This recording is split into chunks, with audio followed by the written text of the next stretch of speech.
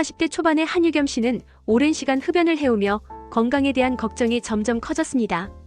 최근 전자담배가 연초보다 덜 해롭지 않을까 하는 기대를 가지고 전자담배로 바꾸기도 했는데요.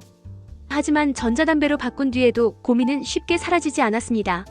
전자담배가 연초보다 발암물질이 적고 냄새도 덜하다는 장점이 있지만 니코틴 함량이 오히려 더 높거나 가열 과정에서 포르말데히드 등 유해물질이 발생한다는 사실을 알게 되면서 혼란이 커졌습니다. 오늘은 이렇게 유겸 씨처럼 연초에서 전자담배로 바꾸려는 분들을 위한 정보를 18년차 현직 약사 저 박정은이 알려드리겠습니다. 전자담배란? 전자담배는 액체 니코틴을 전기로 가열해 에어로졸 형태로 흡입하는 기기입니다. 크게 액상형과 권련형 가열 담배로 나뉘며 일반 담배처럼 연소 과정이 없다는 점이 특징입니다. 전자담배는 연기가 아닌 수증기를 발생시켜 주변 사람들에게 간접 흡연 피해를 줄인다는 점과 담배 특유의 냄새가 적다는 점에서 사용자들의 관심을 끌고 있습니다. 하지만 장점 뒤에 숨겨진 건강 위험에 대한 논쟁은 여전히 진행 중입니다. 왜 사람들이 전자담배를 선택할까요? 담배값 인상과 강화된 금연 정책으로 인해 많은 흡연자들이 대안을 찾게 되면서 전자담배 수요가 크게 증가했습니다. 특히 젊은 층에서는 니코틴 중독을 방지한다는 이유로 전자담배를 선택하기도 하는데요. 실제로는 니코틴 의존도를 높이는 역효과가 발생할 수 있습니다. 자세한 내용 이어서 설명드릴게요. 연초와 전자담배의 유해 물질 비교. 일반 담배는 타르, 니코틴, 일산화탄소를 포함한 40여 종의 발암물질과 4천여 가지 화학물질이 포함되어 있습니다.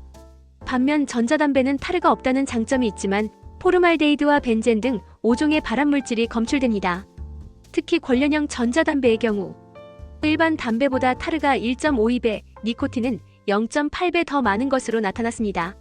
액상형 전자담배는 타르는 없지만 니코틴 함량이 일반 담배보다 1.1에서 2.6배 높게 측정됩니다.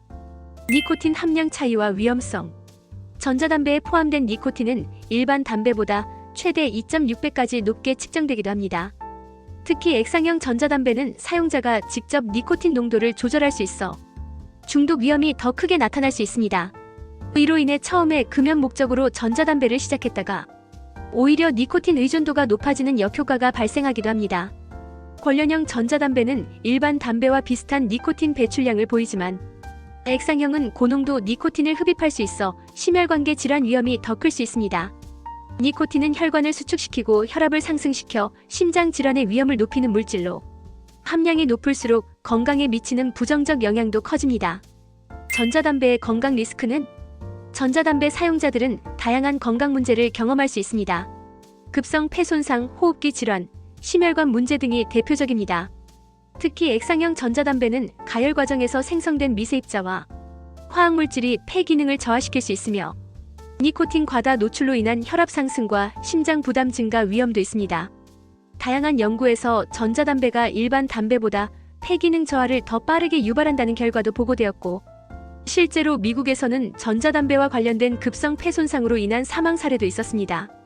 이는 전자담배가 연초보다 덜 해로울까라는 질문에 대해 단순히 그렇다라고 답하기 어려운 실정임을 보여줍니다. 오늘은 이렇게 전자담배와 연초에 대한 이야기를 나눠보았습니다. 전자담배는 연초보다 덜 해로울까? 에 대한 답은 단순하지 않습니다. 전자담배를 완전히 안전한 대안으로 생각하기보다는 금연을 위한 임시적 도구로 접근하는 것이 바람직합니다. 궁극적으로 가장 건강한 선택은 모든 종류의 담배 제품 사용을 중단하는 것입니다. 쉽지 않겠지만 차근차근 흡연량을 줄여 금연에 성공하시길 응원하겠습니다.